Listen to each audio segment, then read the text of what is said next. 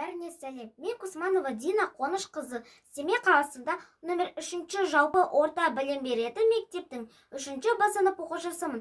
Бүгін мен сендерге қазақ ертегілерінің ақ тиін мен қасқырдың көрінісін көрсетемін. Ақ тиін бұтақтан бұтаққа қарғып жүріп, ұйықтап жатқан қасқырдың үстіне құлайды. Қасқыр қарғып тұрып, оны жегісі келеді. Ақ тиін жалынып, мені жеме, жібер дейді.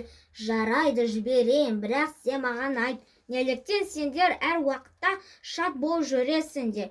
Сонда ақ тиін, мені жіберіңіз, сонан соң айтайын, әйтпесе жүрегім дірілдеп сөйлей алатын емеспін дейді. Қасқыр ақ тиінді босатады.